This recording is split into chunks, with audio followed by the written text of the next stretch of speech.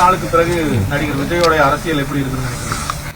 4ஆம் தேதி வாக்கு எண்ணிக்கை முடியட்டும் சார். நம்ம எல்லாம் ஒரே வாக்கு மையத்தில் தான் இருக்க போறோம். வாக்கு எண்ணிக்கை முடிந்து அன்னைக்கு நான் உங்களை சந்திப்பேன். கண்டிப்பா அன்னைக்கு பேசுவேன் என்ன எப்படி இருக்கு. கருத்து சொல்லியிருக்கு குறிப்பிட்ட ஒரு கூட்டம் அவர் முதல்வரா ஏற்றுக்கிட்டாங்க.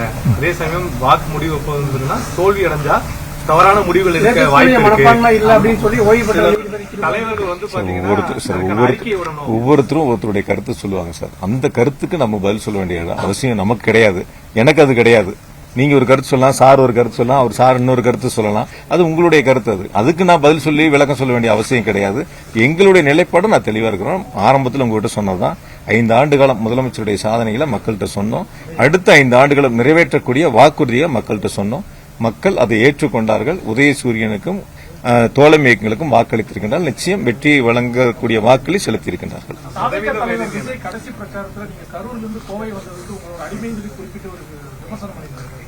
அதாவது நான் பல நேரங்களில் சொல்லியிருக்கேன். சில பேர்த்த பத்தி பதில் சொல்லி என்னோட நேரத்தை வீணடிக்க வேண்டியதில்லை, உங்களோட நேரத்தை வீணடிக்க வேண்டியதில்லை. அரசியல் களத்தில் பொதுவா நான் ஒரே ஒரு கருத்தை மட்டும் சொல்றேன். கரூர்ல நடந்த கூட்டம் அவங்க கூட்டம்.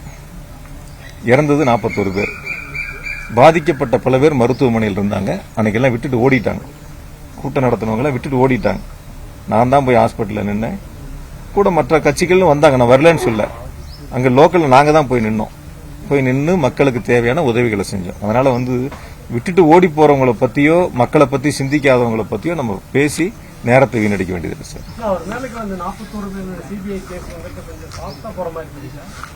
தெரியல சார், பாப்போம் எப்படின்ட்டு. எப்படி போகுதுன்னு பாப்போம். என்ன நடந்துட்டு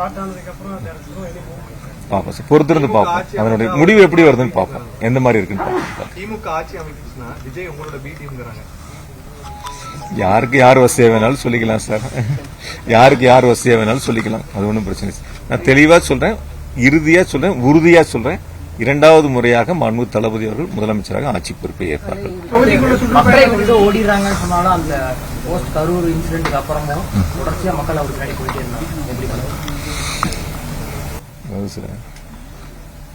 உங்களுக்கு ஒரு 100 பேர் வரலாம், அவருக்கு ஒரு 1000 பேர் வரலாம், அவருக்கு ஒரு 5000 பேர் வரலாம். ஒவ்வொருத்தருக்கும் ஒவ்வொருக்கான கூட்டம்.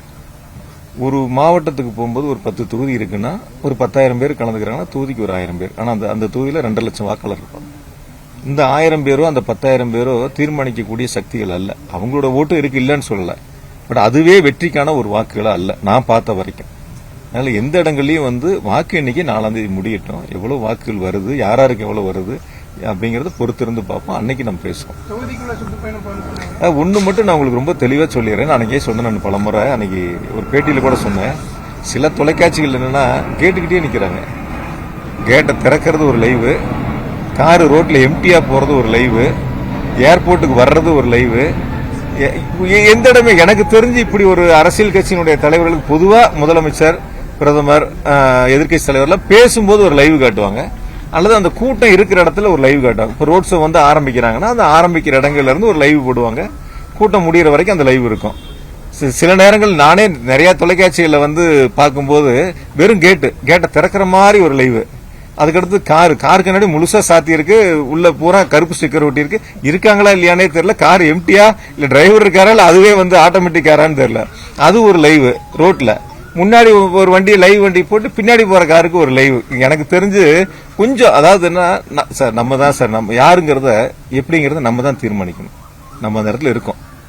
எது சரியா இருக்கும் தவறா இருக்குங்கிறத பார்க்கணும். ஒரு பேசக்கூடிய இடங்கள்ல ஒரு கிரௌடு பப்ளிக் கிரௌடு இருக்கிற இடங்கள்ல லைவ் காட்டுறங்கிறது வேற.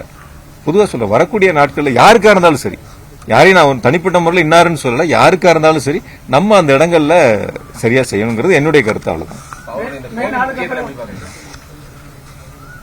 உங்களுக்கு பிடிச்சா நீங்க போறீங்க, எனக்கு பிடிச்சா நான் போறேன், சாருக்கு பிடிச்சா சார் போறாரு, விடுங்க.